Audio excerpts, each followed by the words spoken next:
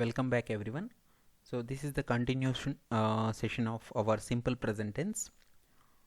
So if you look at మీరు observe చేసినట్టయితే మనం సింపుల్ ప్రెజెంట్ టెన్స్ గురించి తెలుసుకున్నాము. So every sub tense has 4 forms. మనం ఏం నేర్చుకున్నాం already? There are 3 major tenses which are present tense, past tense and future tense. ఆ 3 tenses కూడా again they have been classified into 4 sub types. ఆ sub types ఏంటి? Simple present tense, present continuous, present perfect, present perfect continuous tense. Similarly past కూడా, అలాగే ఫ్యూచర్కి. అలాగే every sub type, అందులో మనం first simple present tense అనే sub టైప్ని చూస్తున్నాం. దాన్ని మళ్ళీ 4 పార్ట్స్గా డివైడ్ చేసాం.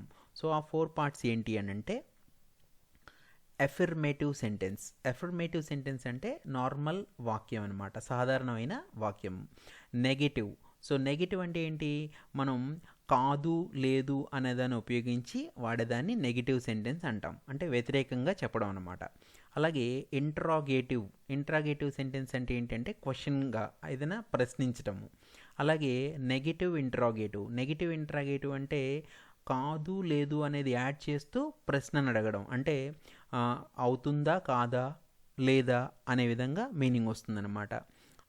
నేను చేయలేదు కదా, ఆ పనిని నేను చేయలేదు కదా, నేను ఆ పనిని చేశానా అనేది ఇంట్రాగేటివ్ అయితే, నేను ఆ పనిని చేయలేదు కదా అనేది నెగిటివ్ ఇంట్రాగేటివ్. సో వాటికి ఎగ్జాంపుల్స్ ఏంటనేది మనం ఒక్కొక్క దాన్ని చూద్దాం. సో ఫస్ట్ ఎగ్జాంపుల్ ఒకటి చూసినట్టయితే, ఐ రైట్ ఏ లెటర్. నేను లెటర్ని రాశాను. అది రెగ్యులర్ వాక్యం అనమాట. దాన్నే I do not write a letter. See ఇక్కడ మీరు అబ్జర్వ్ చేసినట్టయితే ఐ వచ్చినప్పుడు మనం ఎస్ వాడలేదు, కాబట్టి మనం డూ అనే ఆక్సిలరీ వెర్బ్ని వాడతాము. అదేంటి ఏంటి అనేది పక్కన పెట్టండి.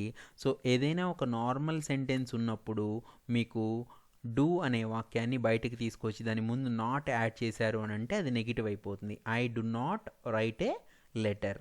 సో నెక్స్ట్ దాన్ని క్వశ్చన్గా ఎలా మారుస్తున్నామంటే, ఇక్కడ డూ అనేది ఇంటర్నల్గా ఉంటుంది కాబట్టి డూ అనేది బయట రాసి do I write a letter. Do I write a letter అంటే నేను లెటర్ రాశానా అనేది క్వశ్చన్ అనమాట. అదే దాన్ని నెగిటివ్గా అడగాలి అని అంటే do I not write a letter, నేను లెటర్ రాయలేదు కదా అనేది నెగిటివ్ అనమాట. సో మీరు ఎలాంటి వాక్యాన్ని ఇచ్చినా సరే దాన్ని అగైన్ ఈ 4 సెంటెన్సెస్గా క్లాసిఫై చేయొచ్చు. అంటే మీరు ఆల్రెడీ 4 టెన్సెస్లో ఉన్నదాన్ని 3 టెన్సెస్లో ఉన్నదాన్ని 4 సబ్ టైప్స్తో 12 సెంటెన్సెస్, ఆ 12 ఇంటూ మళ్ళీ 4 సబ్ టైప్స్. సో రాస్తే టోటల్గా ఒక వాక్యాన్ని మనం 48 వాక్యాలుగా రాయడం అనేది నేర్చుకోవచ్చు. సో అవన్నీ కూడా మనం ప్రాక్టీస్ చేస్తాము. So let's go with another example. So దీన్ని అంతకంటే ముందు do I not write a లెటర్లో డూ ఐ నాట్ బదులు డోంట్ ఐ అని కూడా వాడచ్చు. సో డూ ఐ నాట్ని don't I write a letter అని కూడా మీరు అడగచ్చు. అలాగే నెక్స్ట్ ఎగ్జాంపుల్ చూసినట్టయితే, ఇప్పుడు హీ అనే దాంతో చూద్దాం. He writes a letter. He writes a లెటర్లో ఎస్ అనేది యాడ్ అయింది. అప్పుడు మీరు he does not write a letter. అదే సింగులర్ వచ్చి మనకి ఫస్ట్ పర్సన్ ఉన్నప్పుడేమో డూ వస్తుంది, అదే థర్డ్ పర్సన్ సింగులర్ అయినప్పుడు మాత్రం డస్ వస్తుంది. ఇది గుర్తుపెట్టుకోండి. Okay, next does he right a letter. ఈ డస్ని తీసుకెళ్ళి ముందు పెట్టి సబ్జెక్ట్ని కొంచెం జరిపితే అది క్వశ్చన్ ఫామ్ అయిపోతుంది, ఇంట్రాగేటివ్ అయిపోతుంది.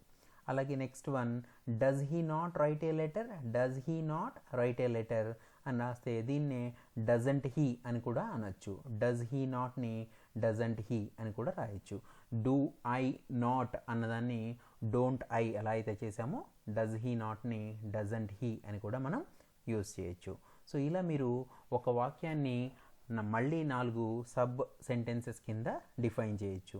సో నెక్స్ట్ వచ్చేసి అసలు సింపుల్ ప్రెజెంట్ టెన్స్ యొక్క యూసేజ్ ఏంటి, ఎక్కడెక్కడ మనం వాడచ్చు అనేది గుర్తుపెట్టుకోండి. ఇవన్నీ కూడా మీరు బై హార్ట్ చేయాల్సిన అవసరం లేదు. వీడియోని మల్టిపుల్ టైమ్స్ చూడండి అండ్ అందులో యూస్ చేసిన సెంటెన్సెస్ అవన్నీ కూడా మీకు ఎక్కడైతే రియల్ లైఫ్లో ఎగ్జాంపుల్స్ వస్తాయో వాటిని ప్రాక్టీస్ చేయండి. So it is used for habitual actions. Habitual actions అంటే ఏంటి అంటే రెగ్యులర్గా చేసే మన అలవాట్లు సంబంధించింది. అలవాట్లతో చేసేది, అంటే కొంతమంది కొన్ని అలవాట్లు ఉంటాయి, ఆ అలవాట్లన్నింటినీ కూడా మనం హ్యాబిచువల్ యాక్షన్స్ అని అంటామన్నమాట. వాటిలో ఎగ్జాంపుల్స్ చూసినట్టయితే I brush my teeth every morning and every night. So ఇక్కడ మీరు అబ్జర్వ్ చేస్తే ఐ బ్రష్ మై టీత్, ఇక్కడ సబ్జెక్టు వెర్బ్ 1, మై టీత్ ఇక్కడ వరకు అయిపోయింది. సో ఇది మొత్తం కూడా object. So every morning and every night. So ఈ మొత్తం ఏం చెప్తున్నాడు వాడు, మార్నింగ్ ఈవినింగ్ కూడా ప్రతిరోజు బ్రష్ చేస్తాం, అంటే అది హ్యాబిట్కి సంబంధించింది కాబట్టి దాన్ని సింపుల్ ప్రజెంట్ టెన్స్లో రాశారు. He gets up at 6 o'clock, అంటే ఇతనేంటి ప్రతిరోజు ఈ పని అదే టైంకి చేస్తాడు కాబట్టి గెట్ తర్వాత ఎస్ యాడ్ చేసాము, he gets up 6 o'clock.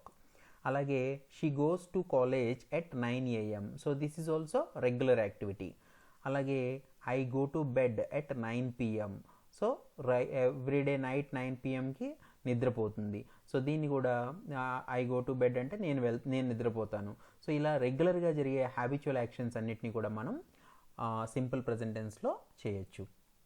Next example ఎక్కడ వాడచ్చు అంటే it is used for universal truths or general truths. అంటే ఏంటంటే విశ్వ సత్యాలు, అంటే సాధారణమైన సత్యాలు. అంటే కొన్ని ఎగ్జాంపుల్స్ చూస్తే మీకు క్లారిటీ వస్తుంది. అంటే ఎప్పుడూ అది చేంజ్ అవ్వదన్నమాట, అది ఎప్పుడూ ట్రూనే ఉంటుంది. అంటే the sun rises in the east, సూర్యుడు తూర్పున మాత్రమే ఉదయిస్తాడు. రైజెస్ ఇన్ ద ఈస్ట్, ఇది జరగదనమాట, ఇది ఎప్పుడు కూడా తప్పు అవ్వదు. So sun rises in the east. The sun sets in the west, పడమర అస్తమిస్తాడు. సెట్స్ అంటే అస్తమించటము, in the west. East west అనేవి మీకు డైరెక్షన్స్ తెలుసు కాబట్టి దాని గురించి మళ్ళీ నేను క్లియర్గా ఎక్స్ప్లెయిన్ చేయట్లేదు ఇక్కడ. So the earth revolves around the sun. So భూమి సూర్యుని చుట్టూ తిరుగుతూ ఉంటుంది. రివాల్వ్స్ అంటే తిరగడం అనమాట, అరౌండ్ ది సన్. సో భూమి సూర్యుని చుట్టూ తిరుగుతుంది అనేది ఎప్పుడు సత్యమే కాబట్టి దీన్ని కూడా మనం సింపుల్ ప్రజెంట్ టెన్స్లో రాస్తాము. Honey is sweet, honey is sweet, ఇక్కడ వెర్బ్ అనేది ఈజ్ అవుతుంది మనకి. అంటే తేనె అనేది ఎప్పుడు తీయగానే ఉంటుంది, అందులో టేస్ట్ అనేది మారడం అనేది ఉండదు. సో ఇలాంటి వాక్యాన్ని మనం సింపుల్ ప్రజెంట్ టెన్స్లో వాడతాము. అలాగే ఇంకా కొన్ని it is used for Proverbs and quotations. So సామెతలు అలాగే కొటేషన్స్ ఏమైనా ఉన్నా వాటికి కూడా మనం ప్రోవెబ్స్ని వాటికి కొటేషన్స్కి మనం యూజ్ చేయొచ్చు. సో కొటేషన్స్ అంటే మీరు ఎగ్జాంపుల్స్ చూసినట్టయితే కొన్ని Shakespeare says all that glitters is not gold, ఇది ఒక కొటేషన్ అనమాట. సో అలాగే ప్రోవెబ్స్ కూడా ఉన్నాయి. John Keats says a thing of beauty is joy for ever. So ఇలాంటివన్నీ కూడా మీరు ఎవరైనా పెద్ద పెద్ద స్టేట్మెంట్స్ ఇచ్చినప్పుడు కూడా అవన్నీ మీరు అబ్జర్వ్ చేస్తే Shakespeare says all the world's stage, so all the world's A stage. So ఇవన్నీ కూడా మీరు డిఫరెంట్ వాక్యాలని మనం ఒక ప్రోవెర్బ్ కానీ కొటేషన్స్ కానీ చూసినప్పుడు కూడా మనం సింపుల్ ప్రజెంట్ టెన్స్లో మనం యూస్ చేస్తారు.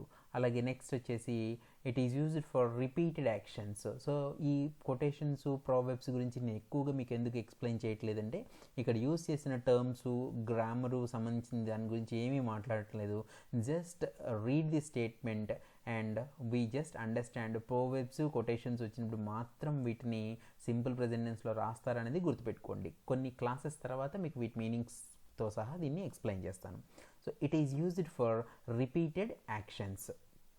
రిపీటెడ్ యాక్షన్స్లో కూడా మనం వాడతాము. అదేంటి అని అంటే birds migrate every year. So birds migrate అంటే ఏంటంటే ఒక ప్లేస్ నుంచి ఇంకొక ప్లేస్కి మూవ్ అవ్వడం అనమాట.